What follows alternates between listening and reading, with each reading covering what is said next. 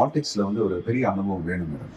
இனிஷியலா இருக்கிற அட்ராக்ஷன் எல்லாருக்குமே இருக்குதா செய்யுது. நான் வந்து அதுக்காக இல்லைன்னு சொல்ல முடியாது. நிச்சயமா அட்ராக்ஷன் இருக்கு. என்னோட தனிப்பட்ட கருத்து மேடம். என்னோட தனிப்பட்ட கருத்து என்னன்னா, ஒரு சினிமால நீங்க எப்படி வேணாலும் நடிக்கலாம். நரேஷன் ஸ்கிரிப்ட் நீங்க எப்படி வேணாலும் நடிக்கலாம். நீங்க எழுதுனா நீங்க தான் ஹீரோ, டைரக்டர் யார், நீங்க தான் ஹீரோ, நீங்க தான் வில்லன், நீங்க தான் வந்து அடியாள் அந்த மாதிரி எல்லாம் இருக்கும்போது நீங்க தான் ஹீரோன்னு முடிவு பண்ணிட்டா அது ஸ்கிரிப்ட் நீங்க நரேட் பண்றதுதான். நீங்க 10 பேரை அடிக்கணும்னா நீங்க 20 பேரை அடிக்கிற மாதிரி காட்டலாம், இல்ல அடி வாங்கிட்டு உட்கார மாதிரி காட்டலாம், எப்படி நான் ஸ்கிரிப்ட்.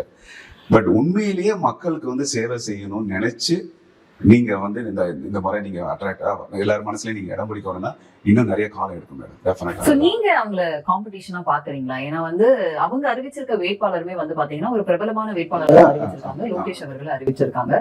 அவங்க அப்பவும் பாத்தீங்கன்னா அதிமுக பீரியட்லயே வந்து நல்ல ஒரு லீடர், அவருக்கு வந்து அம்மா பீரியட்லயே வந்து இந்த தொகுதியை கைப்பற்றி இருக்காரு, நல்ல ஒரு டிராக்ஷன் இருக்கக்கூடிய ஒரு லீடர் தான். சோ இப்ப அவங்க எல்லாம் உங்க களத்துல இந்த மாதிரி வேட்பாளரா அறிவிச்சிருக்காங்க, நீங்க இதை எப்படி பாக்குறீங்க? நிச்சயமா யாரா இருந்தாலும் நாங்க வரவேற்கிறோம் மேடம். ஏன்னா அரசியல்ல உண்மையிலுமே வந்து பீப்புள் சர்வீஸ் அதுதான் ஃபர்ஸ்ட் மேடம். யாரா வேணா இருக்கட்டும், எந்த பார்ட்டி வேணா இருக்கட்டும், பீப்புளுக்கு அதாவது மக்களுக்கு வந்து நல்லா செய்யணுங்கிற ஃபர்ஸ்ட் ஒரு விஷயத்தை நீங்க மனசுல வச்சுட்டு வந்தாதான் எந்த பார்ட்டினாலுமே இல்லை.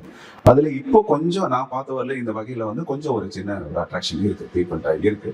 But it takes long time.